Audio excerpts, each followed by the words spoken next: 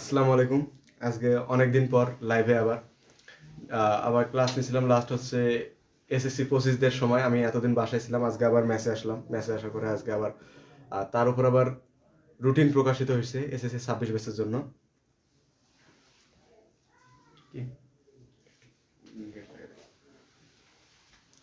আর আজকে এমনি একটা অধ্যায় নিয়ে একটু সাধারণভাবে আলোচনা করার জন্য আসলাম, পদার্থবিজ্ঞানের তরঙ্গ শব্দ অধ্যায়টা নিয়ে।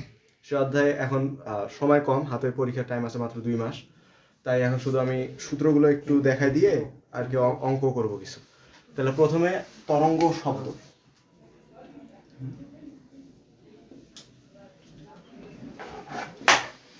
তরঙ্গ শব্দ এটা হচ্ছে শর্ট সিলেবাসের একটা অধ্যায়।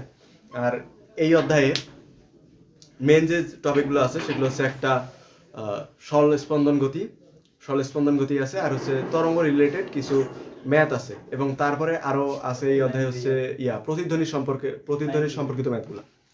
তাহলে প্রথমত আমরা তরঙ্গ শব্দের সরল সন্ধিত বা সরল দোলকের অঙ্কগুলো করব। তাহলে সরল দোলক।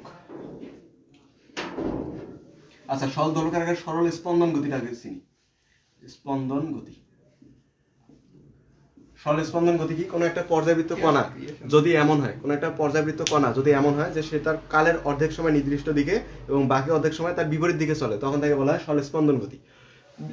অনেকটা দোলনার মতো। মানে দোলনা কি করে, তার যে সময় আছে, মানে সে যতক্ষণ দুলবে তার অর্ধেক সময় একদিকে এবং বাকি অর্ধেক সময় ঠিক তার বিপরীত দিকে চলে, তখন ওটা হচ্ছে কি? তখন সেটা হচ্ছে সরল স্পন্দন গতি বা সরল সন্ধিত স্পন্দন গতি। এখান থেকে কমার্কে একটা প্রশ্ন আসে যে স্পন্দন গতি কাকে বলে।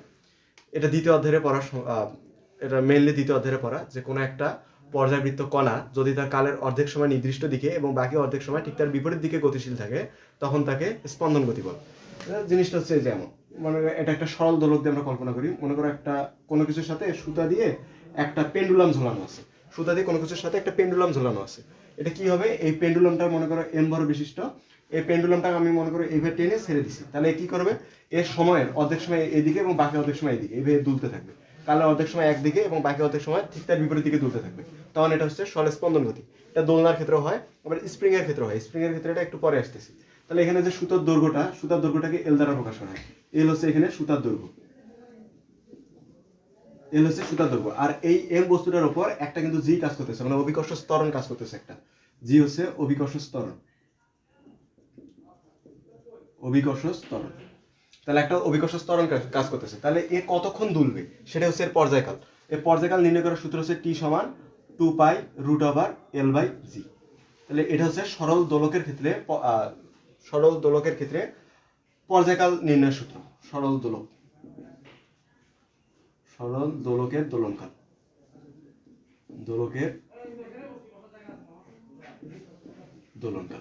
তাহলে সরল দোলকের দোলনকাল। আর অবশ্যই এর এককটা কি? সেকেন্ড হবে। এককটা হচ্ছে অবশ্যই সেকেন্ড, কারণ যেহেতু পর্যায়কাল সেহেতু এককটা হয় সেকেন্ড। আচ্ছা, তাহলে আর 2π এর মানটা তো আমাদের মুখস্থ, 3.1416।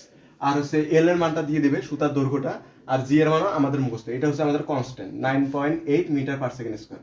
তাহলে আমাদের পর্যায়কালটা কিসের উপর নির্ভর করতেছে? যদি আমরা এখান থেকে তোমার কনস্ট্যান্ট মানগুলো যদি সরাই নিই, তাহলে কি থাকে? টি সমান √L থাকে। মানে যেগুলা মান আমাদের ধ্রুবক সেগুলো যদি আমরা সরাই দিই, তাহলে দেখা যায় যে তোমার এই যে পর্যায়কালটা সরল দোলকের ক্ষেত্রে পর্যায়কালটা সুতার দৈর্ঘ্যের বর্গমূলের সমান। বা এটা সমান হবে না, এটা এখন সমানুপাতিক হবে, যেহেতু আমি ধ্রুবকগুলো তুলে নিছি। সমানুপাতিক থাকলে ধ্রুবক দিয়ে সমান চিহ্ন নেওয়া হয়। তাহলে আমি ঠিক তার উল্টা কাজটা করছি। তাহলে যদি আমি সুতার দৈর্ঘ্য যে বাড়াই, তাহলে তার বর্গমূল অনুপাতে পর্যায়কালটা বাড়বে। এখান থেকে এমসিকিউ আসার সম্ভাবনা অনেক বেশি, এটা এমসিকিউতে আসে। তাহলে আমি যে ধ্রুবকগুলো তুলে নেই, তাহলে এখান থেকে কি পাওয়া যায়? যে সুতার দৈর্ঘ্যটা হচ্ছে কি, দোলনকালটা সুতার দৈর্ঘ্যের বর্গমূলের সমানুপাতিক।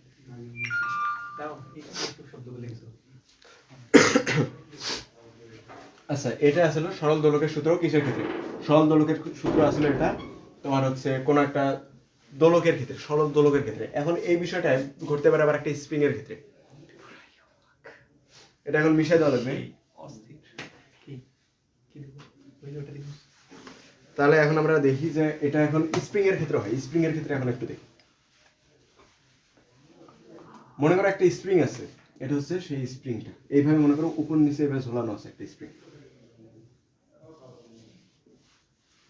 মনে করো এভাবে একটা স্প্রিং আছে, এই স্প্রিংটার মাথায় আমি একটা ভর ঝুলাই দিলাম, তাহলে স্প্রিংটা কেমন হবে এখন? এতটুকু মনে করো সংকুচিত বা প্রসারিত হয়েছে, কারণ আমি এর মাথায় একটা কি ঝুলাই দিছি, একটা ভর ঝুলাই দিছি। তাহলে এই ক্ষেত্রে এটাও কিন্তু সরল দোলক হবে, কারণ আমি যদি কোনো একটা স্প্রিং এর মাথায় যদি আমি কোনো একটা ভর ঝুলাই দিই, তাহলে সে কিন্তু এই যে এইভাবে কিছুক্ষণ দুলতে থাকবে, এবার দুলতে থাকবে, তাহলে এটা এখানে কিন্তু স্পন্দন গতি হয়েছে, কারণ সে তার কালো অর্ধেক সময় নিচের দিকে এবং বাকি অর্ধেক সময় উপরের দিকে দুলতেছে। তাহলে আমি কোনো একটা স্প্রিং এর মাথায় যদি কোনো একটা ভর ঝুলাই দিই, তাহলে সে একবার সংকোচন হবে, একবার প্রসারণ হবে, এখানেও স্পন্দন গতিটা কাজ করবে। তাহলে এই ক্ষেত্রে এর একটা পর্যায়কাল আছে না, এখানে একটা সময় কাজ করবে পর্যায়কাল। তাহলে এখানে পর্যায়কালের সূত্রটা পরে আসে, তার আগে একটা পড়া আছে আমাদের চতুর্থ অধ্যায়, হুকের সূত্র আছে একটা, হুকের সূত্র চতুর্থ অধ্যায়, কিন্তু এই অধ্যায় লাগে, ওই জন্য আগে দিতেছি। একটা সূত্র আছে, দেখো এইদিকে কাজ করতেছে না, এখানে বলটা কই কাজ করতেছে? বস্তুর ভরটা বলটা কই কাজ করতেছে? বস্তুর বলটা কাজ করতেছে নিচের দিক, যেটা কি এমজি না? বস্তুর বল নিচের দিকে কাজ করতেছে, যেটা ওর ওজন এমজি। আর হচ্ছে স্প্রিং এর বলটা কোন দিকে কাজ করতেছে? স্প্রিং এর বলটা কাজ করতেছে হলো উপরের দিক, এফ ড্যাশ। অবশ্যই এফ আর এফ ড্যাশ সমান হবে, কারণ তোমার হচ্ছে প্রত্যেকটা ক্রিয়ারই সমান এবং বিপরীত প্রতিক্রিয়া বল থাকে, নিউটনের তৃতীয় সূত্র। তার মানে এখানে বস্তুর ভরটা কাজ করতেছে নিচের দিক, আর কিন্তু সরণটা স্প্রিং এর বল কাজ করতেছে কোন দিক? উপরের দিক। তার মানে স্প্রিং এর বলটা হচ্ছে উপরের দিক, এটাকে এফ দিই, এটাকে আমি এফ ড্যাশ দিই। এটা হচ্ছে স্প্রিং এর বল, এটা কিসের বল? বস্তুটার বল। তাহলে এখন বল কাজ করতেছে স্প্রিং এর ক্ষেত্রে, আমরা স্প্রিং এর সরল দোলক বের করব, দোলনকাল বের করব। তাহলে স্প্রিং এর ক্ষেত্রে বলটা কাজ করতেছে কোন দিক? উপরের দিক, কিন্তু সরণ করতেছে কোন দিক? নিচের দিক। বল কাজ করতেছে উপরের দিক, কিন্তু সরল দেখো এই যে এতটুকু হচ্ছে সরণ, মানে এতটুকু প্রসারিত হয়েছে, সরণ করতেছে হচ্ছে ওটাকে এক্স দ্বারা প্রকাশ করে, এক্স হচ্ছে সংকোচন বা প্রসারণ। এটা কি? স্প্রিং এর বল, স্প্রিং কর্তৃক বল। আর এক্সটা কি এখানে? এক্সটা হচ্ছে সরণ, তোমার হচ্ছে স্প্রিং এর সংকোচন বা প্রসারণ, সরণ, সংকোচন বা প্রসারণ, সংকোচন হতে পারে বা প্রসারণও হতে পারে। তাহলে এইখানে তোমার এখন এইখান থেকে একটা হুকের সূত্র আসে, সেটা হচ্ছে তোমার এই এফ সমান মাইনাস কে এক্স। এখন প্রত্যেকটার পরিচয় জানা লাগবে। এফটা কি? এফটা তো বলে দিছি, স্প্রিং কর্তৃক বল। স্প্রিংটার বল কোন দিক কাজ করতেছে? উপরের দিক, কিন্তু সরণ কোন দিক কাজ করতেছে? নিচের দিক। বল এবং সরণ এটা কিন্তু একজন আরেকজনের কিন্তু বিপরীত, একজন আরেকজনের কি এটা বিপরীত, এখানে বিপরীত হওয়ার কারণে কিন্তু এখানে মাইনাস চিহ্নটা আসছে। সরণ আর বল একে অপরের কি বিপরীত, আর বিপরীত থাকার কারণে কিন্তু মাইনাস সাইনটা আসছে, কিন্তু আমরা অঙ্ক করার সময় আমরা সেখানে মাইনাস বসাবো না, এই মাইনাসটা দিয়ে শুধু এটা বোঝায় যে বলের দিক আর সরণের দিক একে অপরের বিপরীত দিকে। আর এখানে কে এটা তাহলে কি? কে সংকোচন বা প্রসারণ, এটা তো অবশ্যই মিটারে হয়েছে, এত মিটার সংকোচন বা এত মিটার প্রসারণ। আর এর তো বলের একক কি?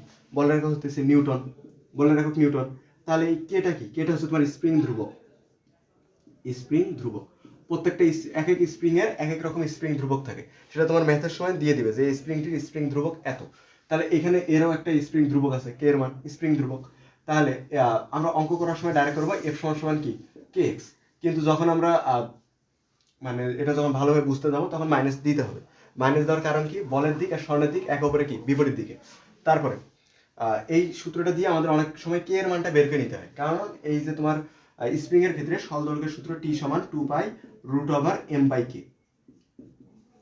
তাহলে এই যে তোমার যখন স্প্রিং এর ক্ষেত্রে যখন তুমি সরল দোলক বের করবা বা দোলনকালটা যখন তুমি বের করবা, তখন তোমার এখানে কি লাগবে? তখন তোমার ওই ভরটা লাগবে, যে কত ভরে তুমি একটা বস্তু স্প্রিং এর মধ্যে ঝুলাইছো, তখন তোমার একটা ভর লাগতেছে। তার মানে ভরের মানটা তোমার তো এখানে দেওয়া থাকবে, কিন্তু অনেক ক্ষেত্রে কে এর মানটা দেওয়া থাকে না, কিন্তু কতটুকু বল প্রয়োগ করা হয়েছে আর কতটুকু সরণ করছে এটা দেওয়া থাকে। সেই ক্ষেত্রে এই সূত্র দিয়ে কে এর মানটা বের করে নিয়ে এসে এখানে বসায় এই যে দোলনকালটা বের করা, যার একক হচ্ছে সেকেন্ড। ঠিক আছে? আর পায়ের মান কত? 3.1416। এটাই আসলে তোমার স্পন্দন গতি সম্পর্কিত আলোচনাগুলো। এখন এই দুটা সূত্র, এই তিনটা সূত্রের উপর ভিত্তি করে এখন ম্যাথগুলো আসে আর কি। এরপর আমরা একটা তরঙ্গ রিলেটেডে যাই, তারপরে আমরা আবার কিছু ম্যাথ সলভ করবো। আজকে বেশি হবে না, আজকে প্রথম দিন চেষ্টা করব, এরপরে আরো একদিন নেওয়ার জন্য। ও আচ্ছা,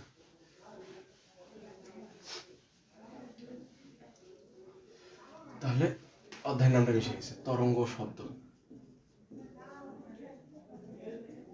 আচ্ছা, তাহলে এখন যে জিনিসটা আসতেছে সেটা হচ্ছে তরঙ্গ। অর্থাৎ দুইটা ভাগে ভাগ করা যায়, একটা হচ্ছে তরঙ্গ আর একটা কি শব্দ। তার মধ্যে শুরুতে আসে স্পন্দন গতিটা গেল। তাহলে এখন তরঙ্গ আছে আর কি আছে? শব্দ আছে। তাহলে প্রথমে আমরা তরঙ্গ নিয়ে আলোচনা করি। তরঙ্গ তরঙ্গটা কি? তরঙ্গ এটা তোমরা অনেকে জানো, এটা জানার কথা, কারণ এখন এটা শেষে মানে তোমরা এখন শেষ পর্যায়ে চলে আসছো। তরঙ্গ কি? তরঙ্গ হচ্ছে মনে করো যে একটা আন্দোলন যা তোমার কি করে জড় মাধ্যম দিয়ে সঞ্চালিত হয়, কিন্তু মাধ্যমের কণাগুলো স্থায়ীভাবে স্থানান্তরিত করে না।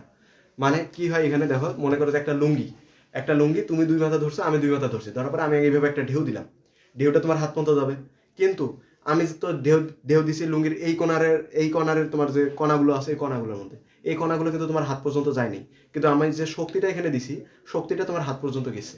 তার মানে এইখানে তোমার একটা শুধু শক্তিটা শুধু স্থানান্তরিত হয়েছে, কিন্তু কণাগুলোর স্থায়ীভাবে স্থানান্তরিত হয়নি। তাহলে এটা হচ্ছে তোমার কি একটা তরঙ্গ।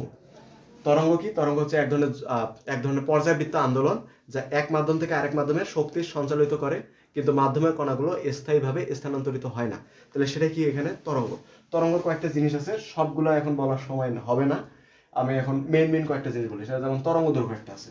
তরঙ্গ দৈর্ঘ্য প্রথমে আসে একটা পর্যায়কাল। পর্যায়কাল কি? মনে করো একটা কণা আছে, এই কণাটা 1 সেকেন্ডে কয়টা কম্পন দিল, এটা হচ্ছে পর্যায়কাল। মনে করো এটা একটা কণা আছে, এর ভেতর দিয়ে মনে করো শব্দ যাইতেছে, কণাটার ভেতর দিয়ে শব্দ যাইতেছে, শব্দ যাইতে কণাটা অবশ্যই একটু কম্পন দিবে, কম্পনের ফলে কিন্তু শব্দ উৎপন্ন হয়, তাহলে কম্পন দিবে। এখন 1 সেকেন্ডে কয়টা কম্পন দিবে, ওটা হচ্ছে ওর পর্যায়কাল। ওটা হচ্ছে কি না, 1 সেকেন্ডে কতগুলো দিবে ওটা না, মানে হচ্ছে ওর একটা কম্পন দিতে কতক্ষণ সময় লাগে সেটা পর্যায়কাল। সরি, এটা মিস্টেক ছিল। মনে করো যে তোমার একটা কম্পন দিল, এই কণাটা এর ভেতর দিয়ে শক্তি যেতে অবশ্যই কম্পন দিবে, একটা কম্পন দিতে আর কতক্ষণ সময় লাগলো ওটা হচ্ছে পর্যায়কাল। আর 1 সেকেন্ডে কয়টা কম্পন দিবে এটা হচ্ছে কম্পাঙ্ক।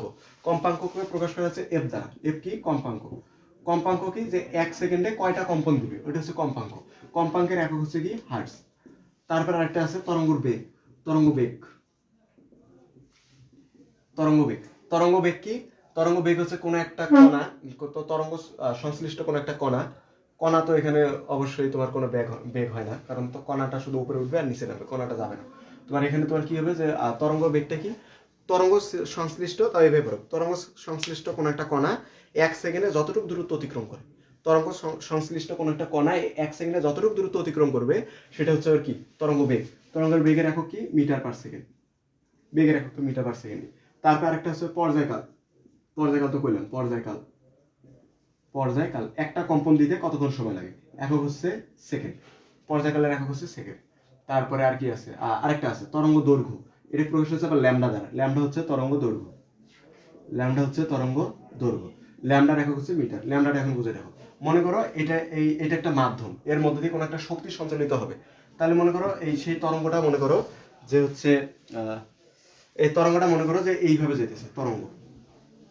মনে করো এই মাধ্যমের মধ্যে দিয়ে কোনো একটা তরঙ্গ কণা একটা সঞ্চালিত হইতেছে, তাহলে সমদশাপূর্ণ দুইটা কণা। মনে করো এইখানে না, তরঙ্গ দৈর্ঘ্য মানে কোনো একটা বিন্দু থেকে যাত্রা করে আবার ওই বিন্দুতে ফিরে আসতে। মনে করো এই বিন্দু থেকে যাত্রা করছি, একই দিক থেকে আবার ওই বিন্দুতে আমাকে ফিরে আসা লাগবে। এখন যদি আমি বলি যে এই বরাবর এখানে ফিরে আসছে, কিন্তু একই দিক থেকে না, এখানে দেখো কণাটা কোন দিকে উঠতেছে? উপরের দিক। এখানে কণাটা কোন দিক যেতেছে? নিচের দিক। তার মানে এখানে কি হতেছে? একই দিক থেকে ওই বিন্দুটাকে অতিক্রম করতেছে না, কিন্তু এখানে খেয়াল করে দেখো আবার যে উপরের দিক, এই একই দিক থেকে আবার বিন্দুটাকে অতিক্রম করতেছে। তার মানে এই সম্পূর্ণটা হচ্ছে তোমার একটা তরঙ্গ দৈর্ঘ্য। আর এই তরঙ্গ দৈর্ঘ্যটাকে প্রকাশ হচ্ছে ল্যামডা দ্বারা। তাহলে চিত্রটা আরেকভাবে দেওয়া যায় যে এইভাবে দেখো, মনে করো অনেকগুলো কম্পন দিছে, মনে করো এইভাবে অনেকগুলো কম্পন দিছে। এখানে কয়টা তোমার ল্যামডা আছে, বা এখানে কয়টা তোমার তরঙ্গ দৈর্ঘ্য আছে ওটা একটু দেখো। মনে করো এই বিন্দু থেকে এইখান পর্যন্ত তোমার হচ্ছে একটা ল্যামডা। তারপর এইখান থেকে আবার দেখো এটা উপরের দিকে করতেছে, এই যে উপরের দিকে করতেছে, 2টা ল্যামডা। আর একটু আছে ওটা বাদ দাও, মনে করো 2টা ল্যামডা। এখানে কয়টা ল্যামডা আছে? 2 ল্যামডা। আর এখানে কয়টা ল্যামডা? একটা ল্যামডা। আমি যে ল্যামডা ওইভাবে হিসাব না করি, এইভাবে হিসাব করা যায়। এই যে এই কোণাটা আর এই যে এই কোণাটা মনে করে সমদশাপূর্ণ আছে, তার মানে এই দুটো মিলে কয়টা ল্যামডা? এখানে হচ্ছে তোমার একটা ল্যামডা। আমরা ম্যাথ করার ক্ষেত্রে হিসাব করবো যে এইখান থেকে এইখান পর্যন্ত, মানে একই দিক থেকে কোন একটা বিন্দুকে অতিক্রম করলে সেটা হবে কি? একটা ল্যামডা। তো এই হচ্ছে ল্যামডা। ল্যামডার একক কি? মিটার। তাহলে এখন এই তরঙ্গ সংশ্লিষ্ট যে সূত্রগুলো আছে সূত্রগুলো শুধু দেখে দিই। সেই সূত্রগুলো হচ্ছে কি? যে একটা সূত্র আছে ভি সমান সমান এফ ল্যামডা। তার আগে একটা আছে, সেটা হচ্ছে কি? এফ সমান সমান হচ্ছে 1/t। এফটা কি? কম্পাঙ্ক। কম্পাঙ্ক সমান কি? 1/t। 1/t মানে পর্যায়কাল। তার মানে তরঙ্গ তোমার কম্পাঙ্ক পর্যায়কালের ব্যস্তানুপাতিক। কম্পাঙ্ক পর্যায়কালের ব্যস্তানুপাতিক।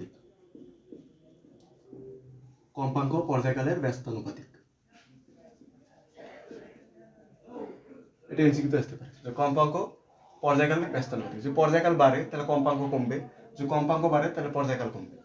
পর্যায়কাল কম্পাঙ্কের ব্যস্তানুপাতিক, সেটা হচ্ছে এই সমীকরণটা থেকে জানা যায়। কম্পাঙ্কের একক কি? এর একক হচ্ছে হার্জ, আর হচ্ছে পর্যায়কালের একক হচ্ছে সেকেন্ড।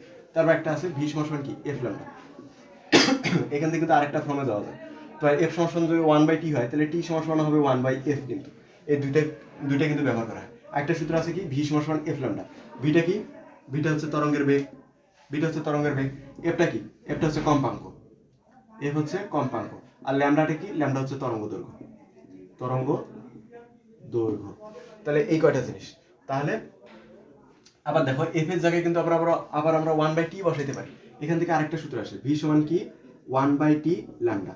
তার মানে তোমার ভি সমান কি আসে? Lambda by T. তাহলে এইটাও কিন্তু একটা সূত্র হয়, কিন্তু তোমাকে এত সূত্র মনে রাখার দরকার নেই, শুধু এই যে এইটা মনে রাখলে হবে। বাকিটা মনে করো যে তোমার টি এর মান দেওয়া আছে, বেগের মান চাইছে, টি এর মান দিয়ে তো আর বেগ বের করা যায় না, তখন তুমি কম্পাঙ্কটা আগে টি এর মান দিয়ে বের করে নিলাম, মানে পর্যায়কাল দিয়ে কম্পাঙ্ক বের করে এই সূত্রের মধ্যে বসে আবার ম্যাথ করতে পারবো। তারপরে এর ক্ষেত্রে আবার কিছু নিয়ম আছে। মনে করো দুইটা বস্তু আছে, মনে করো দুইটা বস্তু, এটা একটা বস্তু, এটা একটা বস্তু, দুইটা মনে করি আমি একই বস্তুর ক্ষেত্রে কিন্তু কম্পাঙ্ক সেম হয়। মনে করো এর কম্পাঙ্ক হচ্ছে f1, এর কম্পাঙ্ক হচ্ছে f2, এই ক্ষেত্রে কিন্তু f1 সমান কি হবে? f2। মানে দুইটা যদি একই বস্তু হয় তাহলে দুইটার কম্পাঙ্ক কি হবে?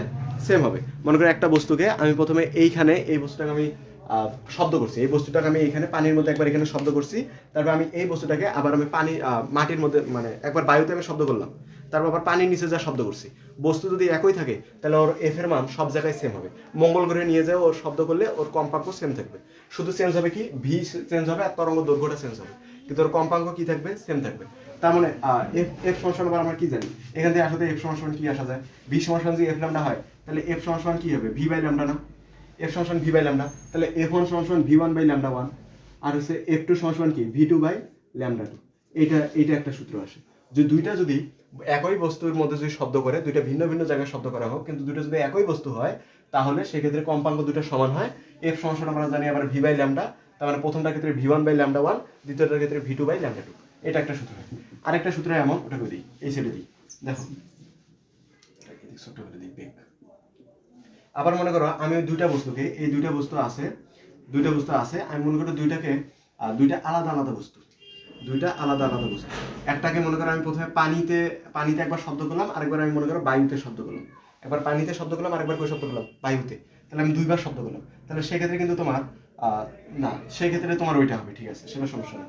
মনে করো যে দুইটা তোমার বস্তু আছে, দুইটাই আমি মনে করো পানিতে বা দুইটাই যদি বায়ুতে করি, দুইটাই পানিতে শব্দটা আমি দুইটাই পানিতে করি বা আমি দুইটাই কিসে করব? বায়ুতে করব। তার মানে আমার কিসের মান সেম হবে? তখন আমাদের বেগ সেম হবে। কি সেম হবে তখন? বেগ।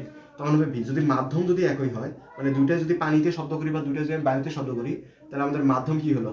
মাধ্যম হলো একই, মানে দুইটাই হয় পানিতে, নাহলে দুইটাই কিসে? বায়ুতে।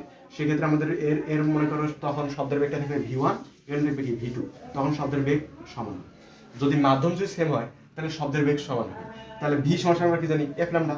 তাহলে ভি ওয়ান সমান এফ ওয়ান ল্যাম্ডা ওয়ান, আর ভি টু সমান কি? F two lambda two. তাহলে এই সূত্রটা আমরা কখন প্রযোজ্য করব? যখন দুইটা বস্তু থাকবে কিন্তু দুইটা মাধ্যম যখন সেম থাকা লাগবে, তখন এই সূত্রটা ব্যবহার করব। আর যদি দুইটা বস্তু থাকে, যদি মাধ্যম একই না হলেও যদি দুইটা একই বস্তু থাকে, কম্পাঙ্ক তাহলে সেম, তাহলে এই সূত্রটা হবে। এত সূত্র মুখস্থ করার দরকার নেই, বললাম খালি এই দুইটা মুখস্থ না, এই দুইটা খালি মনে রাখো, তাহলে মনে করবে যে এগুলো পরীক্ষা এমনি বের হয়ে আসতেছে।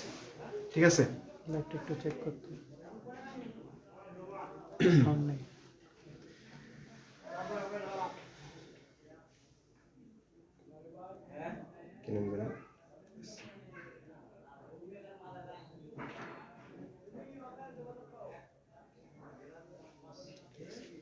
আচ্ছা, তাহলে আমরা এর একটা সৃজনশীল করতে পারি এখন আপাতত, দেখি।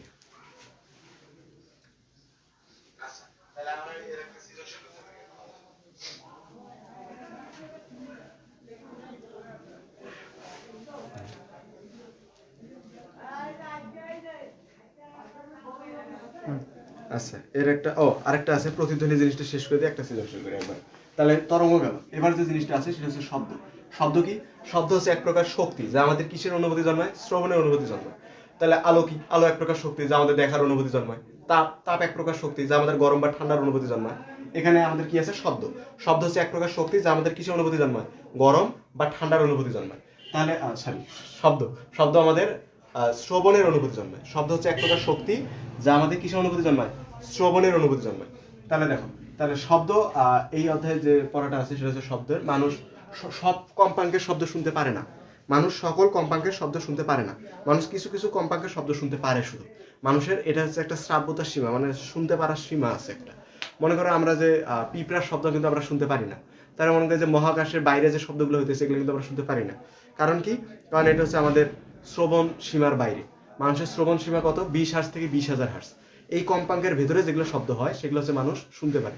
আমাদের গলার কম্পাঙ্কগুলো এই 20 থেকে 20,000 হার্জের মধ্যে থাকে। তাহলে মানুষের যে শ্রাব্যতার সীমা আছে, শ্রাব্যতার সীমা, মানুষের শ্রাব্যতার সীমা হচ্ছে কত?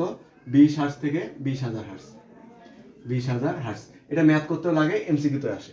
ম্যাথ করতে দেয় যে উদ্দীপকের শব্দটা মানুষ শুনতে পারবে কিনা, তখন আমরা কম্পাঙ্ক বের করবো। কম্পাঙ্ক যদি 20 হার্জ থেকে যদি 20,000 হার্জের বেশি থাকে তাহলে আমরা শুনতে পারবো, যে না থাকে তাহলে আমরা শুনতে পারবো না। আর একটা কথা, বাদুর, এই যে বাদুর, বাদুর কত কম্পাঙ্কের শব্দ শুনতে পারে? বাদুর হচ্ছে 100,000 হার্জ, মানে 1,00,000 হার্জ কম্পাঙ্কের শব্দ শুনতে পারে বাদুর। যার কারণে বাদুর কিন্তু রাতের বেলা পথ চলে, যেটা কিন্তু আমরা বুঝতে পারি না। বাদুর রাতে যে দেখতে পাই এটা কিন্তু অতটা সত্য না।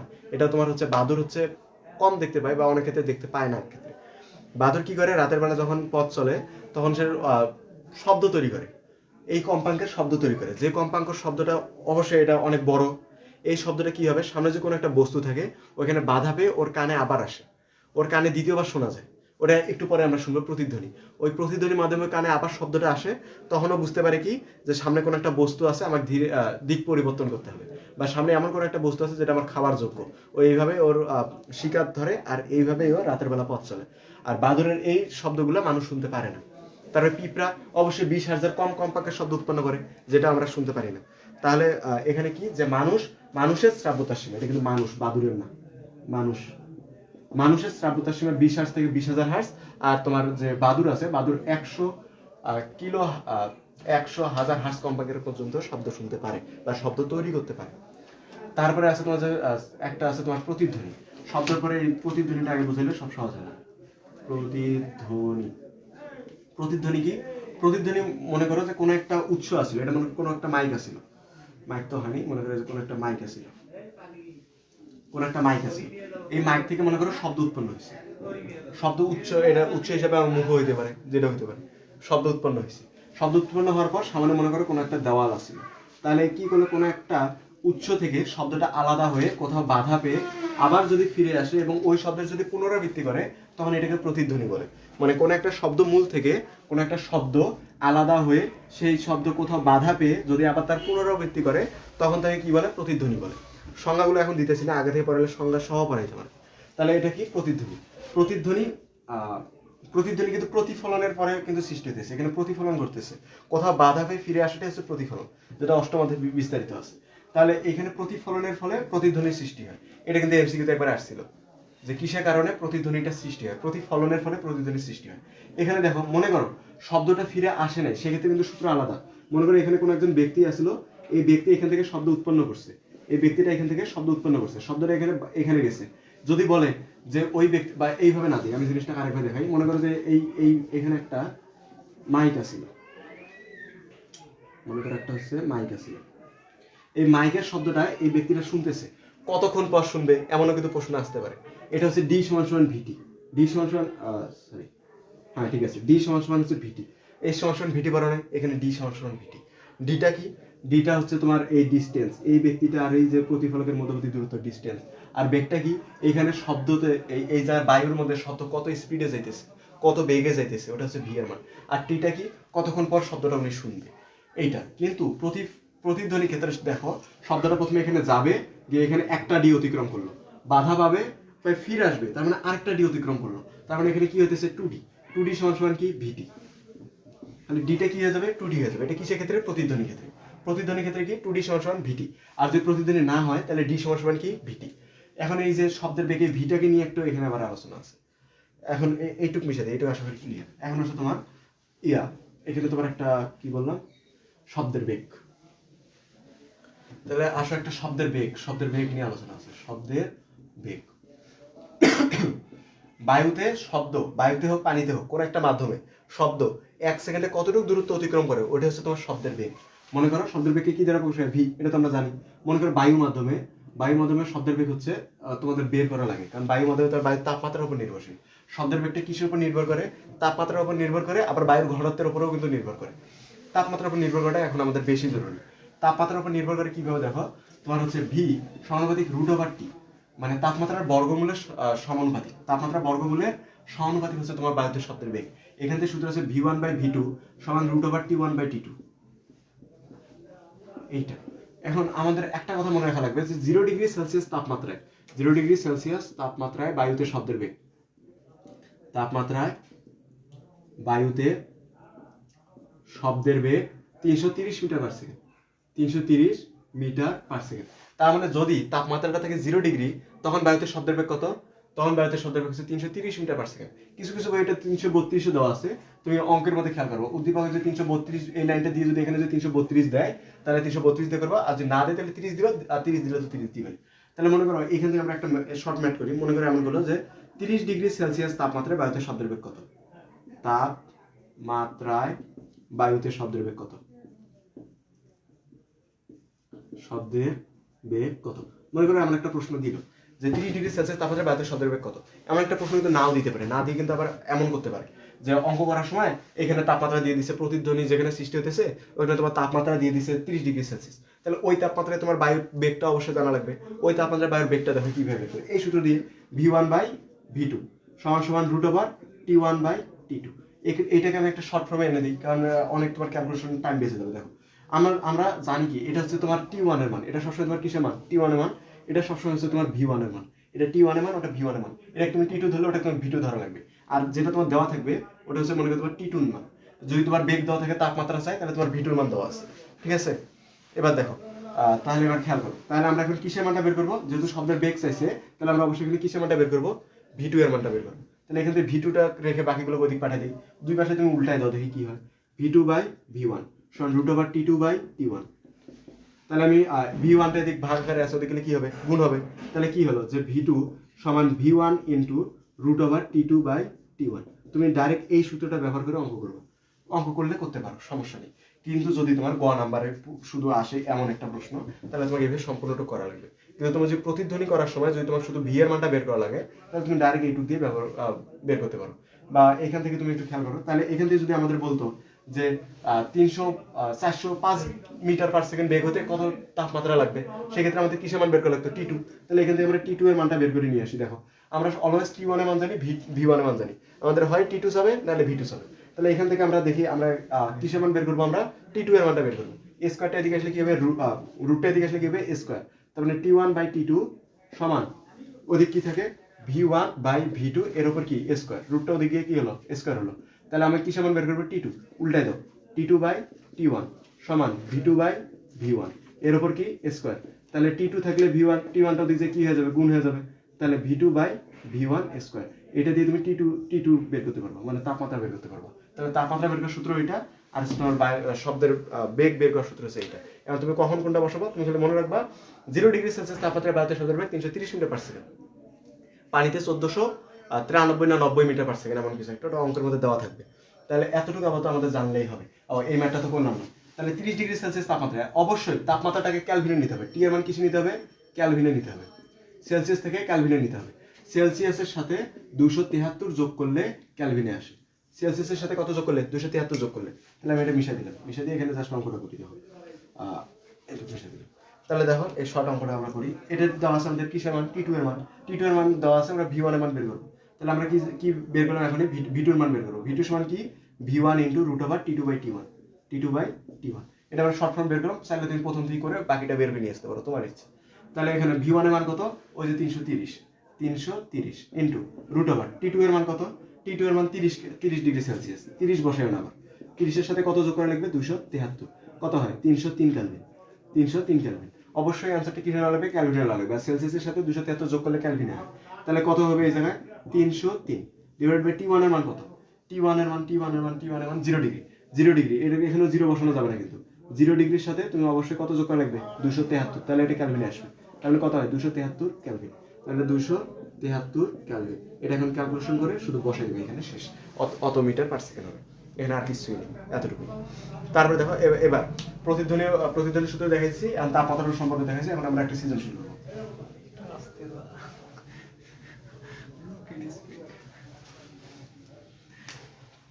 একটা সিকিউ মনে করো যে আমি বের করছি ঢাকা বোর্ড 2022-এর, এটা দেখো কেমন। এটা হচ্ছে এমন, এটা দেওয়া আছে একটা চিত্র, ছোট এদিক দিয়ে চিত্রটা মনে করো, এইটা হচ্ছে তোমার একটা প্রতিফলক, এটা দেওয়া আছে একটা প্রতিফলক। এইখানে দুইজন ব্যক্তি আছে, এটা হচ্ছে তোমার এ ব্যক্তি, আর এইখানে দেওয়া আছে আরেকজন ব্যক্তি, এটা হচ্ছে তোমার বি ব্যক্তি, এটা হচ্ছে তোমার এ ব্যক্তি। এদের মধ্যবর্তী দূরত্ব হচ্ছে 175 মিটার। এরা একে অপর থেকে 175 মিটার দূরে আছে। আর এটা হচ্ছে তোমার এখানে একটা পাহাড়। আর এখানে তোমার বলছে যে বি অবস্থানে দাঁড়ালে, এখানে বলছে তোমার কি বি অবস্থানে দাঁড়ালে, এটা উপরে লেখি, বি অবস্থানে দাঁড়ালে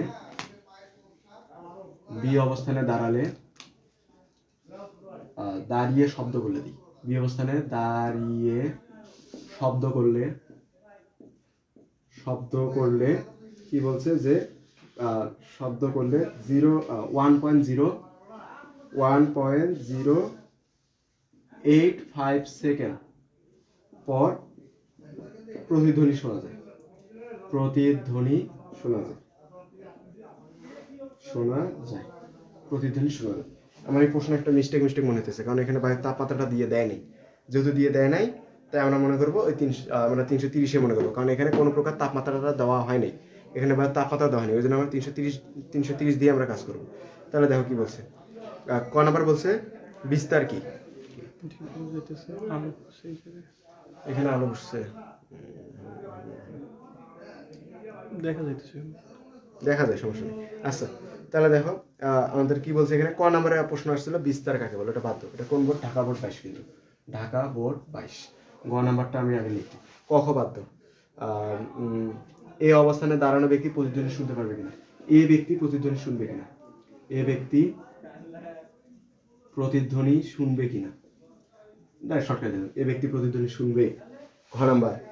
ঘ নাম্বার বলছে কি যে এ ব্যক্তি দাঁড়ানো উক্ত শব্দের প্রতিধ্বনি শুনতে পারবে। ওটা ঘ নাম্বার দিছি, দাঁড়ানো ব্যক্তির দূরত্ব কত, সরি, এ ব্যক্তি কি বলছে যে এ ব্যক্তি হতে পাহাড়ের দূরত্ব কত, এটাই বলছে আর কি, পাহাড়ের দূরত্ব কত, এ ব্যক্তি থেকে পাহাড়ের দূরত্ব কত, আর এ ব্যক্তি প্রতিধ্বনি শুনবে কিনা। এ ব্যক্তি মাহমুদ কাকুন অনেকদিন পরে প্রতিধ্বনি শুনবে, এ ব্যক্তি প্রতিধ্বনি শুনবে কিনা। মাহমুদ কাকুন অনেকদিন পরে, মাহমুদ কাকুন আলহামদুলিল্লাহ, তো অনেকদিন পর দেখলাম কই পাইলাম, অনেকদিন পর, আমিও অবশ্য অনেকদিন পর। আচ্ছা দেখো কি বলছে, তুমি তো এখন 25 ব্যাচ না, এখন তুমি ইন্টারমিডিয়েট এইচএসসি ব্যাচ। আচ্ছা, তাহলে দেখো বলছে এ ব্যক্তি থেকে পাহাড়ের দূরত্ব কত। এই ব্যক্তি থেকে পাহাড়ের দূরত্ব চাইছে, এই এতটুকুর মান চাইছে। আমরা কিন্তু এতটুকুর মান জানি, আমাদের সম্পূর্ণটার মান থেকে যদি আমরা এতটুকু মান বাদ দিই, তাহলে আমরা এ ব্যক্তির মান পাবো। সম্পূর্ণ মানটা থেকে যদি আমরা এ বির দূরত্বটা যদি বাদ দিই, তাহলে আমরা কি পাবো, প্রতিফলকের মধ্যবর্তী দূরত্বটা পাবো। তাহলে সম্পূর্ণটা কি, এই যে এ ব্যক্তির প্রতিধ্বনির জন্য ডি ডানা, ডি মানে ডিস্টেন্স, তোমার হচ্ছে ফলক পর্যন্ত ডিস্টেন্স। তাহলে তুমি একটু দেখো, গ নাম্বারটা দেখো। তাহলে আমরা কি করব, এই যে প্রতিধ্বনি শুনছে, এর 2d = ভিটি বের করবো হবে। টি এর মান দেওয়া আছে, ভি এর মান যেহেতু দেওয়া নাই, তাই আমরা ধরবো 330 মিটার পার সেকেন্ড দিয়ে আমরা কিসের মানটা বের করবো, ডি এর মানটা বের করবো। ডিটা কি, এই যে এই দূরত্বটা, ওইখান থেকে আমরা এতটুকু বাদ দেবো, তাহলে ওর দূরত্বটা পাবো, শেষ। তাহলে এখন দেখো তোমার এখানে এ ব্যক্তির ক্ষেত্রে আগে আমরা ডিটা বের করি। এ ব্যক্তির ক্ষেত্রে খেয়াল করো এখানে কি দেওয়া আছে। এ ব্যক্তির ক্ষেত্রে আমাদের ভি যেহেতু দেওয়া নাই, সেহেতু আমরা 330 মিটার পার সেকেন্ড ধরবো। দেওয়া আছে কিনা যায় না, আমার প্রশ্নের এখানে দেওয়া নেই, যেহেতু দেওয়া নাই আমি 330 মিটার পার সেকেন্ড ধরবো। এইচএসসি ব্যাস, অনেকদিন পর আসলাম, ধন্যবাদ। দেখো তাহলে আমরা ভি এর মানটা যেহেতু দেয় নাই, সেহেতু আমরা 330 মিটার পার সেকেন্ড ধরে নিলাম। তোমাদের ব্যাচের পরে এই যে আমিও আজকে প্রথম আসলাম, দেখো আমি এতদিন ম্যাচে আসছিলাম না, বাসায় ছিলাম, অফলাইন ব্যাচ আছে 2টা, আর স্কুল কোচিং এগুলো নিয়ে আসি, আপাতত ম্যাচে আসলাম একটা কারণে। দেখো তাহলে ভি এর মান কত, 330 মিটার পার সেকেন্ড। টি এর মানটা এরা বলে দিছে যে শব্দ করলে এত সেকেন্ড পর প্রতিধ্বনি শোনে, কত সেকেন্ড, 1.085 সেকেন্ড। ও সুন্দর একটা কথা তো কইতেই ভুলে গেছি, যে কোনো একটা শব্দ মানুষ শুনলে সেটা তার কানের মধ্যে কতক্ষণ থাকে, 0.1 সেকেন্ড 0.01 সেকেন্ড পর্যন্ত থাকে। কোনো একটা যদি শব্দ, যদি আমি যদি কোনো একটা শব্দ করি, এটা তোমার কানে যদি যায়, সেই শব্দটা তোমার কানের মধ্যে 0.1 সেকেন্ড টাইম পর্যন্ত থাকবে, কিন্তু তারপরে কি হবে, তারপরে শব্দটা তোমার কানের মধ্যে থাকবে না। তাহলে কি হবে, যে যদি কোনো একটা মানুষ, এটা বলা হয় তোমার শব্দানুভূতির স্থায়িত্বকাল। এটা কি শব্দানুভূতির স্থায়িত্বকাল। কোনো একটা শব্দ মানুষের কানের মধ্যে 0.1 সেকেন্ড পর্যন্ত থাকে, 0.01 সেকেন্ড পর্যন্ত থাকে, 0.01 সেকেন্ড। তুমি যদি প্রতিধ্বনি যদি শুনতে পাও, শুনতে চাও যদি, তাহলে অবশ্যই তোমার শব্দটা এই সময়ের পরে তোমার কানের মধ্যে আসা লাগবে। মনে করো তুমি এখানে শব্দ করছে, অবশ্যই 0.1 সেকেন্ডের পরে ওর কানের মধ্যে আসা লাগবে, তাহলেও প্রতিধ্বনি শুনবে, নাহলেও কিন্তু শুনবে না। 0.1 সেকেন্ডের যদি ভিতরে আসে, তাহলে দুইটা শব্দ একসাথে মিক্সড হয়ে কানের মধ্যে ঢুকে যাবে, তখন তার শুনতে পারবে না। তাহলে অবশ্যই এখানে তো 0.1 সেকেন্ডের বেশি আছে, 0.8 পর্যন্ত আছে, 8 বা 9 পর্যন্ত আছে। তাহলে টি এর মান দেওয়া আছে, ডি এর মানটা আমরা বের করি। আমরা কি জানি, 2d সমান কি ভিটি। তাহলে আমরা কিসের মান বের করবো এখান থেকে, ডি এর মান। ডি সমান কি ভিটি বাই 2। ভি এর মান কত, 330। টি এর মান কত, 1.085। আর 2 এর মান কত, 2 এর মান আবার কত, দেখি ক্যালকুলেটর। এটা ক্যালকুলেশন করো, তাহলে তুমি সম্পূর্ণ ডিসটেন্সটা পাবো। এই যে বি থেকে প্রতিফলকের ডিসটেন্সটা তুমি পেয়ে যাবে এখানে। তাহলে কত আছে, হ্যাঁ 330 ইন্টু 1.085, 1.085 অ্যান্সার। তার সাথে ভাগ কত, ভাগ হচ্ছে 2 দিয়ে। তাহলে আমি মধ্যবর্তী দূরত্বটা পাইলাম হচ্ছে 179.025। 179 178 না 9 179.025 মিটার। তার মানে আমার সম্পূর্ণ দূরত্বটা, মানে এইখান থেকে এই দূরত্বটা হচ্ছে আমার এত। এইখান থেকে যদি আমি এতটুকু বাদ দিই, তাহলে আমি অবশ্যই এতটুকু পাবো। ঠিক আছে, তাহলে অতএব বি থেকে প্রতিফলক, বি থেকে কি পাইলাম আমি, পাহাড় পেলাম। বি থেকে পাহাড়ের দূরত্ব, বি থেকে পাহাড় হচ্ছে 179.025 মিটার। তাহলে তোমার এটা কি বি থেকে পেলাম না, তাহলে এ থেকে কত হবে। অতএব এ থেকে পাহাড় ওই যে 179.025 থেকে বিয়োগ দিলে কত, 175। 175 কত হয়, এতে বিয়োগ হচ্ছে 175। তাহলে হচ্ছে তোমার 4.025 মিটার। এটা হচ্ছে উত্তর, 4.025 মিটার। তার মানে এই যে এ স্থান থেকে দূরত্বটা হচ্ছে 4.025 মিটার। 330, আরেকবার হিসাবটা করে দিই, 1.085 ভাগ 2। ঠিক আছে, ঠিক আছে, শেষ। দেখো এবার নেক্সট। এই প্রশ্নের সামনের অংশটুকুতে আলো পড়ছে। আচ্ছা, প্রশ্নের সামনের অংশটুকুতে আলো পড়ছে, কিন্তু ওটা অতটুকু লাগে না। ও এখানে শুধু এই যে গ আর ঘ মার্কের মধ্যে আলো পড়ছে, সমস্যা নেই, এইটুকু যেন আবার না বেশি। তাহলে এটা গেল আমাদের গ নাম্বার। গ নাম্বার শেষ, এবার ঘ নাম্বারে এসে এবার ঘ। গরিবের স্টুডিও। ঘ নাম্বার কি বলছে, ঘ নাম্বার এখানে এ ব্যক্তি প্রতিধ্বনি শুনবে কিনা, এ ব্যক্তি প্রতিধ্বনি শুনবে কিনা। প্রতিধ্বনি শোনার জন্য আমাদের সূত্র কি, 2d সমান ভিটি। আমরা ডি এর মানটা পাইলাম 4 দশমিক কত আসলো, 4 দশমিক কত আসলো, 175 মাইনাস 175 আসলো 4.025। তাহলে 4.025 মিটার। আমরা ডি এর মানটা পাইছি গ হইতে। টি এর মানটা আমরা বের করবো, যে যদি 0.01 সেকেন্ডের যদি বেশি হয়, এইটা যদি তোমার বেশি হয় তাহলে প্রতিধ্বনি শুনতে পারবে, ওটা যদি কম হয় তাহলে প্রতিধ্বনি শুনতে পারবে না। ভি এর মানটা কত মুখস্থ, 330 মিটার পার সেকেন্ড। যেহেতু দেয় নাই সেহেতু 330 মিটার পার সেকেন্ড। তাহলে এবার এসো ঘ নাম্বার। ঘ নাম্বার এবার গ হতে পাই, আগে লেখো গ হতে পাই। গ হতে পাই আর এ হতে পাহাড় বা এ হতে প্রতিফলক। এ হতে পাহাড় কত দূরে, 4.025 মিটার দূরে। তাহলে আমরা জানি কি 2d সমান ভিটি। আমাদের টি এর মানটা বের করা লাগবে। তাহলে টি সমান কি হয়, 2d by V. 2 into D এর মান কত, 4.025 আর ডিভাইডেড বাই ভি এর মান কত, 330। এটা যদি এখন আমরা বের করবো, টি এর মানটা যদি 0.01 সেকেন্ডের যদি বেশি হয় তাহলে প্রতিধ্বনি শুনতে পারবে। তাহলে 2 ইন্টু 4.025 এক ভাগ দেবো কত দিয়ে, 330। দেওয়া আছে 0.025, 0.025, 0.025, 0.025 সেকেন্ড।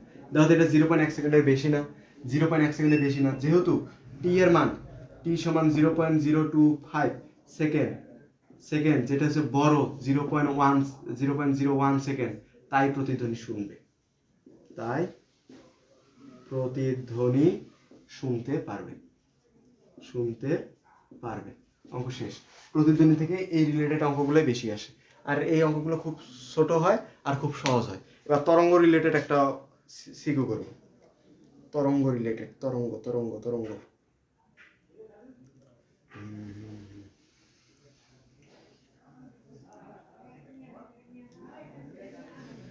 তরঙ্গ তরঙ্গ তরঙ্গ তরঙ্গ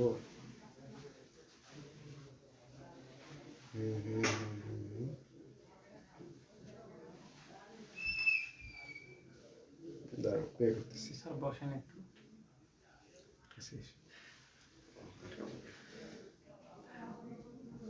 কোন মডেল দেখলাম? আচ্ছা, একটা অবশ্য সংবিধান প্রতিদ্বন্দ্বী এখানে 24 সাল পর্যন্ত আছে।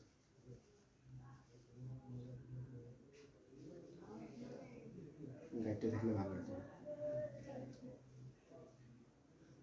নোট টোট ছাড়া ক্লাস এমন।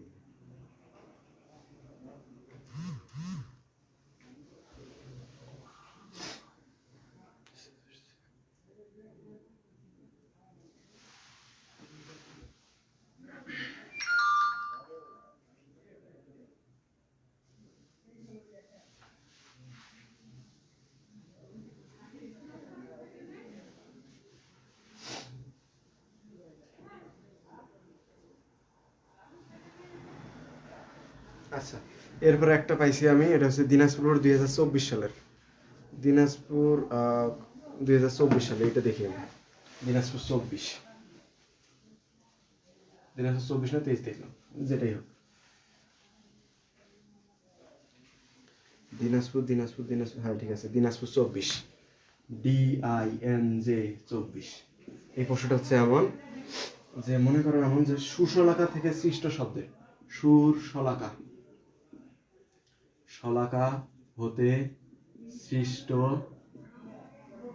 শব্দের এক্স ও ওয়াই মাধ্যম, এক্স ও ওয়াই মাধ্যমে, এক্স ও ওয়াই মাধ্যমে কি দেওয়া আছে? এক্স ও ওয়াই মাধ্যমে তরঙ্গ দৈর্ঘ্য দেওয়া আছে। তরঙ্গ দৈর্ঘ্য এক্স ওয়াই মাধ্যমে তরঙ্গ দৈর্ঘ্য যথাক্রমে, এক্স ওয়াই মাধ্যমে তরঙ্গ দৈর্ঘ্য দেওয়া আছে যথাক্রমে কত কত? 0.634 মিটার ও 2.871 মিটার, 1 মিটার, এবং কম্পাঙ্ক, এবং কম্পাঙ্ক, এবং কম্পাঙ্ক হচ্ছে 520 হার্টজ, 520 হার্টজ। এটা যদি হয়, ক নাম্বার বলছে তীব্রতা কাকে বলে? অবশ্যই সংজ্ঞা, এটা সংজ্ঞা জিনিস পাওয়ার কথা। গ নাম্বার এসো, গ নাম্বার বলছে হচ্ছে তোমার যে তরঙ্গটির পর্যায়কাল কত? তরঙ্গ কি বলছে? তরঙ্গটি, হ্যাঁ, তরঙ্গটির পর্যায়কাল কত? বিরাট বড় ম্যাথ দিয়ে দিছে এখানে। পর্যায়কাল কত? তরঙ্গটির পর্যায়কাল কত? আর ঘ নাম্বার কইছে এক্স ও ওয়াই কোন মাধ্যম, এক্স ও ওয়াই কোন মাধ্যম, মানে এখানে এক্স কোন মাধ্যম আর হচ্ছে ওয়াই কোন মাধ্যম, এটা আমাদের বের করতে বলছে। দেখো অঙ্ক, এটা খুব সহজ অঙ্ক, একটা দিনাজপুর 2024 অঙ্ক। বলছে তরঙ্গটির পর্যায়কাল কত? এই তরঙ্গটির পর্যায়কাল চাইছে, পর্যায়কাল বের করা কি টি না? টি সমান কি আমরা জানি 1/f না? এই যে এফ এর মানে যে আমাদের তাকাই আছে 520 হার্টজ। তারপর আমরা গ নাম্বার কি জানি? আমরা জানি দিবা আগে, আমরা জানি কি চাইছে? পর্যায়কাল টি সমান কি 1/f। আমরা জানি টি সমান 1/f। 1 এফ এর মান কত? ওই যে দিছে 520 হার্টজ, 520। এখানে দিবে এফ সমান কত? 520 হার্টজ। তাহলে কত হয়? 1/520, এটা দেব, যত আসবে ততই পর্যায়কাল। 1/520, 1/520, অ্যান্সার আসে, ওরে বাবারে, ঠিকই আছে। অ্যান্সার আসে হচ্ছে 1.923 ইন্টু 10 ইনভার্স 3। অবশ্যই এটা সেকেন্ড, যেহেতু পর্যায়কাল এখন কি সেকেন্ড। তাহলে এই গেল তোমার গ নাম্বার ফিনিশ। গ নাম্বার আর কিছুই নেই। এবার ঘ নাম্বার আসে, বলছে এক্স ও ওয়াই কোন মাধ্যম? মাধ্যম বোঝাতে কি দিয়ে? ভিটা দিয়ে। ভি এর মান যদি হয় তোমার 330, তাহলে আমরা বুঝবো এর কাছাকাছি, তাহলে বুঝবো ওটা হচ্ছে কি বায়ু মাধ্যম। আর যদি ভি এর মানটা যদি হয় 1400 কাছাকাছি, তাহলে ওটা আমরা ধরবো কি পানি মাধ্যম। তাহলে আমরা আগে দেখি এর প্রথমটার ক্ষেত্রে আগে ভি এর মান বের করবো, দ্বিতীয়টার ক্ষেত্রে ভি এর মান বের করবো। ভি সমান আমরা কি জানি? F lambda. এখান থেকে ভি এর মানটা বের করবো, দুইটার ক্ষেত্রে এফ এর মান দেওয়া আছে, দুইটারই ল্যামডার মান দেওয়া আছে। তাহলে আসো প্রথমে এক্স মাধ্যমে, ঘ নাম্বার, প্রথমে এক্স মাধ্যম। এক্স মাধ্যমের ক্ষেত্রে আমরা কি জানি? ভি সমান কি এফ ল্যামডা। এটা এখানে এক্স দাও, এখানে এক্স দাও, এফ এর মান তো সেম। তাহলে আর ল্যামডা এক্স কত? মানে এক্স এর ল্যামডার মান কত? এই যে কই, এই যে 0.634 মিটার। তারপরে কম্পাঙ্ক দুইটারই সেম, কম্পাঙ্ক কত আছে? 520 হার্টজ, 520 হার্টজ। তত কত আসে? F এর মান কত? 520 ইন্টু 0.634। এটা ক্যালকুলেশন করলে আমরা ভি মাধ্যমে শব্দের বেগটা পাবো। শব্দের বেগটা পেলে আমরা বুঝতে পারবো ওটা কোন মাধ্যম। তাহলে কত আছে? 520 ইন্টু 0.634। তাহলে প্রথমটা আসতেছে তোমার হলো 329.68, 329.68 এত মিটার পার সেকেন্ড। এটা দেখো তো 330-এর কাছাকাছি না, 330-এর আশেপাশে না, অতএব এটা একটা তোমার কি, এটা হচ্ছে তোমার কোন মাধ্যম বলা আছে? এটা হচ্ছে বায়ু মাধ্যম। এটা আমরা একটু পরে বলবো। পানি মাধ্যমটা শুধু দেখা দেই, ওয়াই মাধ্যম। ওয়াই মাধ্যমের দিকে একটু খেয়াল করো। ভি ওয়াই সমান কি? F lambda Y. তাহলে এখানে ল্যামডা ওয়াই এর মান কত দেওয়া আছে? ল্যামডা ওয়াই এর মান হচ্ছে 2.871। তাহলে এখানে এফ এর মান কত? 520 ইন্টু 2.871। এটা ক্যালকুলেশন করে দিই কত হয়?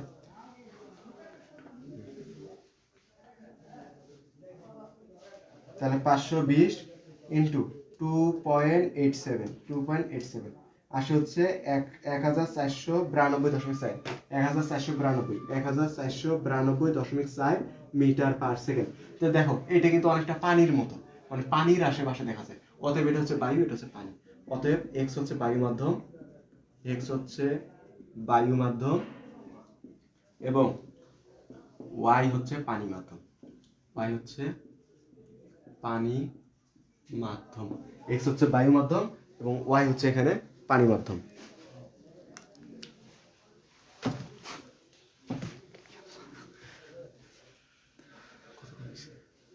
এই একটার কাছাকাছি দেন কোনটা তো এখন তো মিস কল দিয়ে একটা আছে। শেষ হয়ে গেল।